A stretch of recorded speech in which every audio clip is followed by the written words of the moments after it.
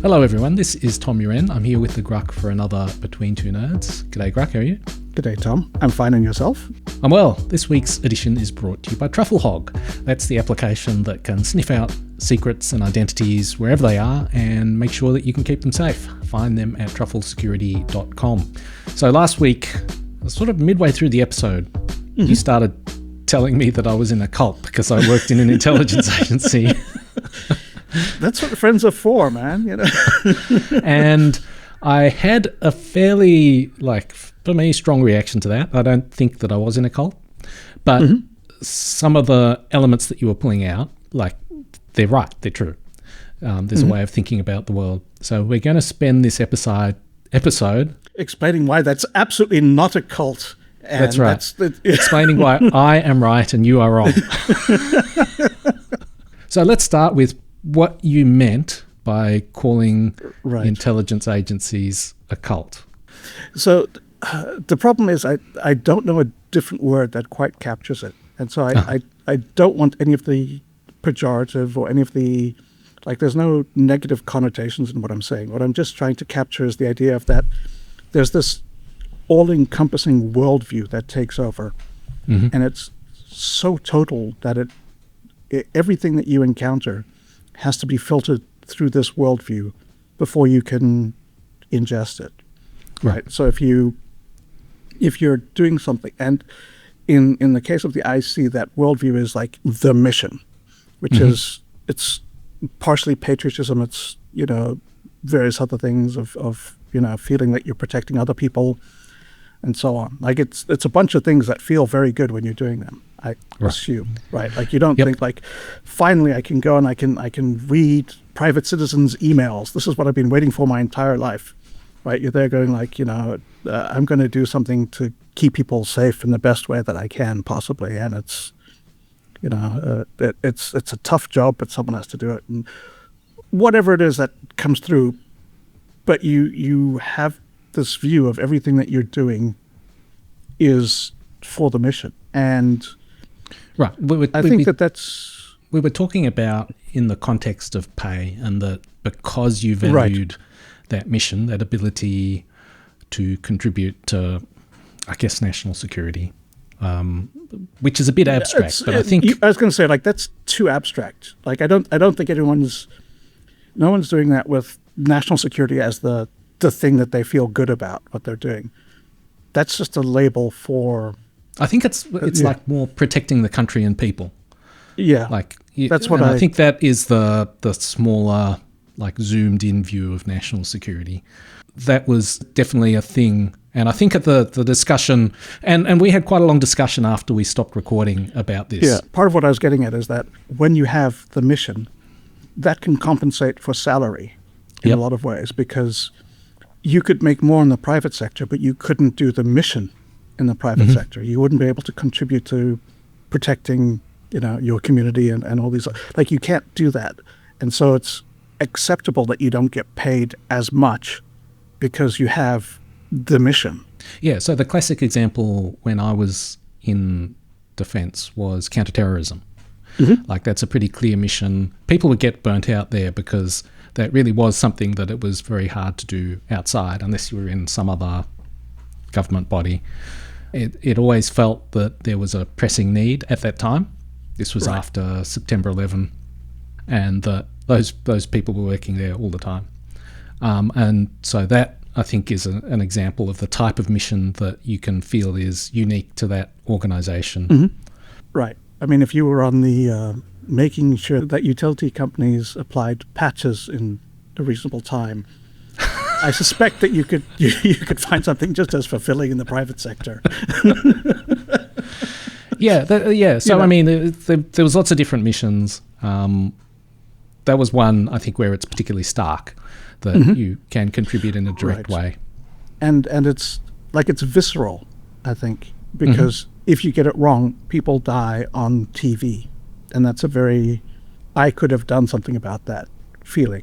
Yeah. So I just looked at definition of cult, Merriam-Webster, and the first definition is a group such as an organization or religious sect with tenets and practices regarded as coercive, insular, or dangerous. Now, that struck me as exactly the same as a Department of Defense or an armed forces.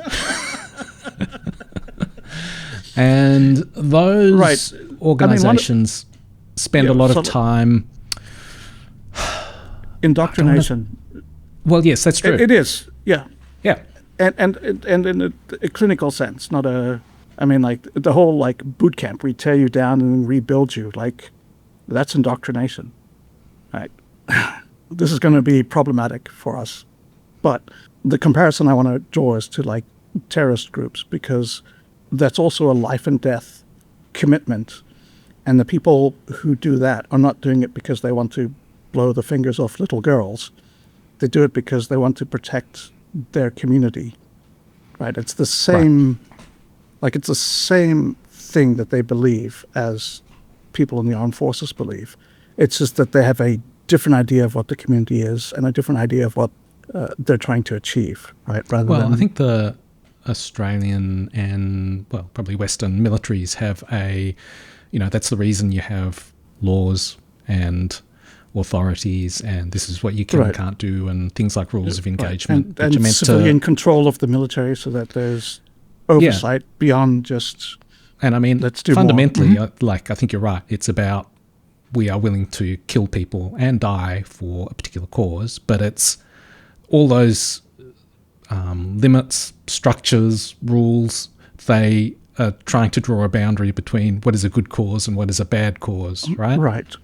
Right. And so I wouldn't... both to yourself and to the other party. This is actually slightly interesting because it gets into one of the problems with asymmetric warfare is not necessarily just the methods of warfare. It's that when you come from, say, a uniformed military that has the idea of here's the rules of war, here's how you treat prisoners, here's how you do like a stand-up battle, tanks through the Fulda Gap. You have this vision of what a war is supposed to be, and it's a just war and it's okay. And then you have a group of people who have a different vision of what war is, right? Like, they don't have tanks, right? They don't have an air force. So they don't see a just war as this sort of stand-up, knockdown battle between two states. They can't. They see a just war as something that fits their cultural idea of, like, whatever it may be, like, oh, if people from outside the village show up, anything you do to them is okay because they're outsiders, right? And so you can have people whose idea of just war includes killing all prisoners because that's a thing. And so you end up with this mismatch, like the thing that you're doing. Like you disagree fundamentally on what you're engaged in. Yeah, so what this makes me think of is actually like privacy and encryption advocates. So in Speaking ASD, of the Taliban. Yes, exactly. In ASD, there was, I guess you'd call it a love-hate relationship with encryption. So parts of the business, yes, encryption is good because we want to protect our interests, our communications, government communications, whatever. And then another part of the business, which I was closer to, was we want to break other people's encryption because it's terrible and we hate it. It stops us doing what we need to do. And that is, I think, a very realistic position. Like, it's a pragmatic position. Yet there are people in the world who believe that all encryption is good encryption and don't seem to be willing to acknowledge that it can be used for bad purposes, or that, or maybe perhaps this is a bit unfair. Maybe they're arguing that having good encryption on the balance is good. So I would steelman that position saying that the benefits to society overall from strong encryption outweigh the downsides of a few bad actors having some protection. Part of their argument, I think, is that, I'm going to say, it feels a little bit like the Second Amendment people saying, if you outlaw guns, only outlaws will have guns, right? It's if you outlaw crypto, only outlaws will have crypto. And you can see how, right, and this is what I'm getting at, is like, this is, I think, the thing of, like, this is the worldview, this is the cult position. Once with the Second Amendment people are in the same way. They have this worldview of how things are. They have this lens.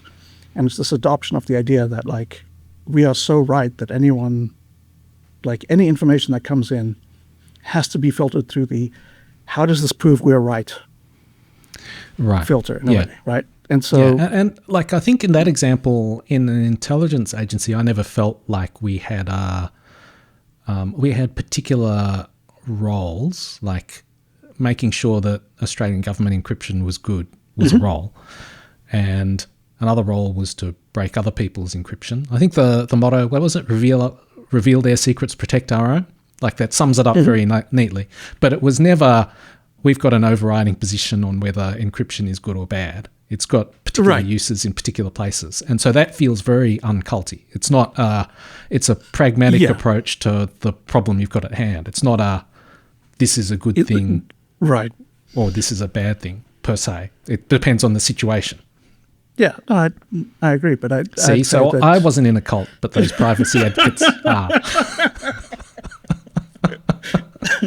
Which just goes to prove that I'm right. Yes. Not to reining your parade too much. I think that part of the tenets of your cult is that encryption is a tool that can be used for good or bad, and that's it. Like, it's not a you didn't like, the tenet of the IC is not like we live or die by encryption. Like, whether it's legal or not, that's the thing that we care about. That wasn't the central pillar, right? Like, it's one of the things that helps you protect the community in two different roles.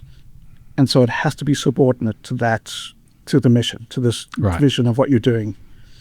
Whereas for people who believe that protecting privacy is their goal, they can't have a pragmatic view to encryption, because it would admit that their goal is not the ultimate correct goal. No, I think you're arguing that they are in a cult and I'm not. Yeah, absolutely. That's so, like, encryption is a good one because you can see the cult-like behavior of one side, whereas the other side is very like, guys, come on, it's not that serious, you know? This is a matter of just protecting the community. I don't know why you're, like, we see your position, but you have to understand that, like, that's, like, that mission is subordinate to our mission. If you think about it, like, ours is obviously a more important one than yours. And so our perspective is true. Like, like, you very rarely hear it framed like that, actually, but it's quite good. I like it. and not to cause too much controversy, but that is how you get terrorists blowing the fingers off little girls. Like, that's, they come up with this view of, like, look, sometimes there have to be sacrifices made in order to achieve your political goals of, you know, a free and united New Zealand, for example, or you know, whatever, you know, free Tasmania or a united Victorian province. Right. So you're not specifically talking about privacy advocates. No, in that case, it's the in a true cult, you're willing to make sacrifices. You're willing to make right. Absolutely, right. And it's not even the, like, I'm willing to fight to your last drop of blood, right? Like, you're not sacrificing other people. You're willing to make sacrifices yourself, and that's because you have this. Yeah. So I guess this is one element which it did seem that in an intelligence agency, the commitment to mission, you are willing to make sacrifices. So the people in CT worked tremendously hard.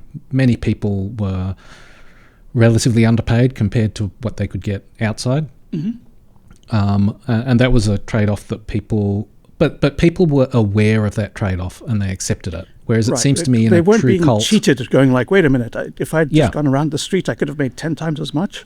Yeah, but it seems like in a true cult, you wouldn't even be aware that that is a trade-off. It would just be, we are doing the right thing regardless. Right. Well, I mean, I think that's just aspects of some types of cults. Right. So I don't think awareness is, like, this awareness of sacrifice is itself a critical element of whether it is a cult or it isn't. Right. Because if you're devoted to it, simply being aware of the alternatives won't matter, right? Like if you're in IC if you're on the CT mission and you suddenly find out that you're making 10% less than you could if you worked for like JP Morgan doing analysis of, whether companies should move into Africa or not, right? You wouldn't go like, oh my God, the IC has been cheating me all this time. I can't believe I was here saving people's lives when I could have been out there writing PowerPoint slides, deciding whether companies should do something or other, and I could have made 10% more. That is, damn it, those bastards, they got me. Like, that wouldn't have mattered, right? I don't think that would be a thing that leads to job dissatisfaction sufficiently for them to, table flip and leave. Yeah, I think what made people leave was that they felt that they weren't able to achieve that mission. And so things like bureaucracy and red tape and poor management were... But if you can't achieve your mission goals, I may as well go work somewhere else. All the sacrifices and things that you're willing to put up with in order to do pointless. a mission. Right, exactly. You have something that you believe in. Right, so one of the interesting things I noticed while I worked at Defence was that there was very, very little discussion about politics. Mm-hmm. Like in the time I was there, which was many, many years, I think maybe I had like 2 or 3 political discussions ever, which is extremely unusual because that's and it came up because you were reading some private citizen's email and they had some really bad opinions. And there were missions there that I wouldn't have said were necessarily national security missions. Like they had more political valence than national security. Right. Not that they weren't what's the national security adjacent. It wasn't like totally transparent, but there was definitely one political party that would benefit more from that mission being successful than another. Right. That's a bit vague, but I think it'll have to do. The details don't really matter.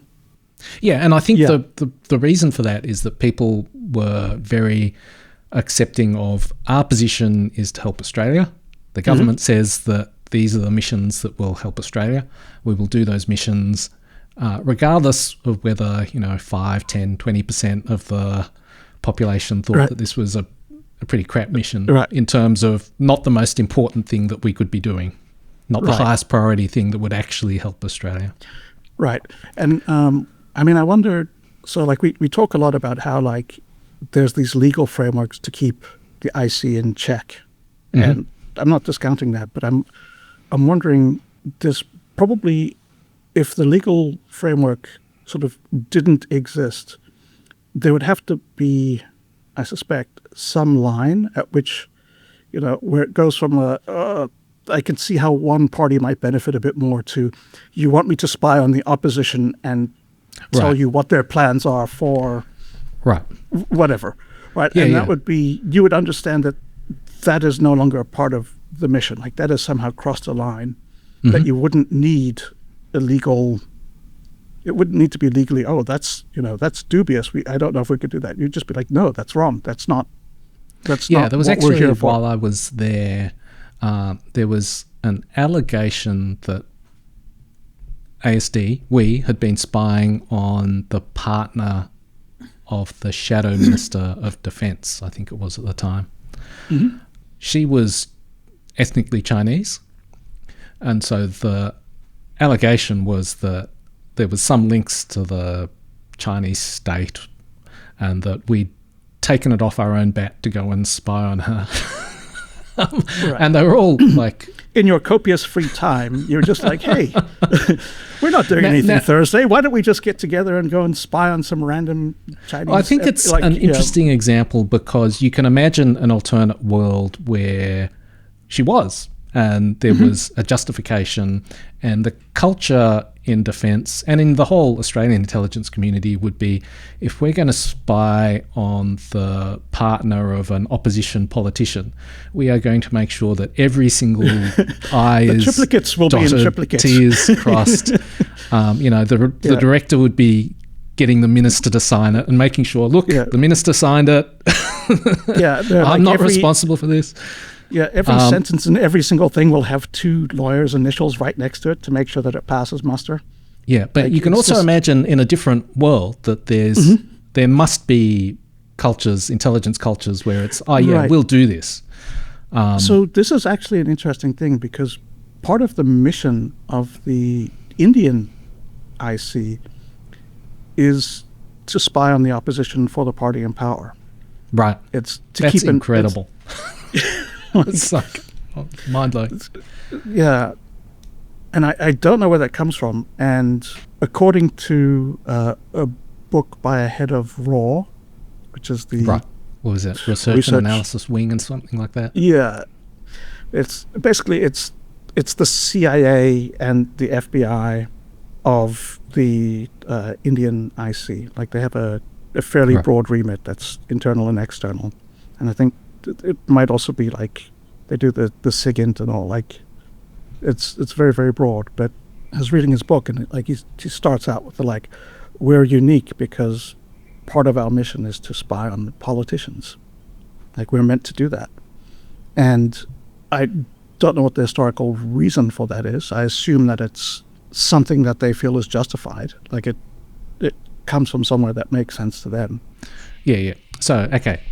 Let me ask you a question. We've been speaking together for quite some time now. Do you think I come across as a member of a cult? Or even a former member? No. So, again, I feel that the problem here is that cult has got this sort of negative connotation. Mm-hmm. Because I wouldn't even say that when you were working in defense that you were in a cult, in a sense of wearing blue robes and, huffing gas because Comet Hale-Bopp is coming around or whatever. Like, it's not quite like that. But that you had this thought world, this like you lived in this. So I guess it would be a world where lens. Invading other people's privacy is okay, and in fact because desirable for the particular purpose. And then there's this whole framework, I guess, like a defense department, where there's rules and procedures and oversight, where it's to say this is okay for all these. Exactly. So based on this rationalization angle, I'd say, for example, if you look at the CIA in the 60s, right, this sort of human anti-communism organization that was willing to do whatever it took to stop people from living in a communist utopia, or whatever the mission was that they believed in so strongly. And so I've read a lot of memoirs, and one of them included this guy talking about how he ended up feeling a little bad about it afterwards, like once he'd retired. But at the time, what had happened was this sort of young man had somehow so the CIA guy was stationed on the border. He was somewhere near the border, and this young man had managed to cross over, however many miles of minefields and barbed wire and dogs and guards and all this stuff. And he'd made it out. He had a suitcase with 2 shirts in it, and it made it out of the USSR, and he was in this free country, and he just wanted to live there. But he'd had to leave his family behind because it's a fairly arduous trek in that. And so the CIA guy was like, what you need to do is you need to take this radio and you need to go back into Russia, and I'll send you some tasks, and you'll do them, and you'll send the replies to me on the radio, and here's how you use the radio and all that stuff. Here's $20, in rubles, and a chocolate bar, and good luck to you. And I sent this kid back into Russia, where he contacted them once with a different voice, greetings, comrade. It is I, the person who has escaped glorious Russia, and I would like to, and then he's never heard from again. And so obviously they'd taken this guy who'd managed to escape, and they sent him to his death because they believed that what he could do there would be more important for them than his life individually. That it's good for you to have escaped and all this stuff, but what are you going to do out here? Whereas if you go back, you could be helping us with the mission. So you have to believe in what you're doing. So in order to I do remember that. I can't remember what the event was. There was some event I was at, and I quite clearly remember the director of DSD at the time talking about how, compared to HUMINT, signals intelligence was the clean and ethical intelligence service. And his point was like similar but different to that story, in that if you're in HUMINT, you have to take someone, make them your friend, and then convince them to basically betray their country. Right. And so those other people, again, the HUMINTers, they seem like the true cult. Them, yeah, no, like that's obviously a cult. And the privacy advocates and the totally, that's very cult-like behavior. That they're willing to sacrifice the greater good for privacy. Maybe not exactly how they would phrase it, but yeah, I think doing HUMINT, you absolutely need to be very, very committed to this because of the stakes involved, right? Like you're not just like betraying your country, which is, I assume that's a bad thing. It's if you get caught, they will kill you, right? Which I know is a bad thing. Now to sort of counterbalance that, the HUMINT people I know, they've spoken about almost. I think the words they've actually used are almost a sacred bond between an agent and and that makes sense actually, because if they're getting agents killed all the time, that's like extremely bad for business. So the example you've described seems like almost out of character or from a different time. It was from a different era, but that was not the sort of thing that would become public in the same way as like. Like that wouldn't be publicized inside Russia either. Or just they wouldn't publicize this guy or whatever. Like it wouldn't become a big story. So it wasn't. Those were different times. I guess the problem is that there's not another word that sort of captures that sense of like everything has to be filtered through this worldview. Everything has to fit into this understanding of the world. So I use cult, and I don't necessarily like it. But on the other hand, when we describe like the HUMINT or the terrorists or other ICs, you can see how it's a cult, but I think it's probably unique amongst all ICs that ASD is a rational group of normal people. This is exactly the answer I was looking for. Thanks, Grugq. Thanks a lot, Tom.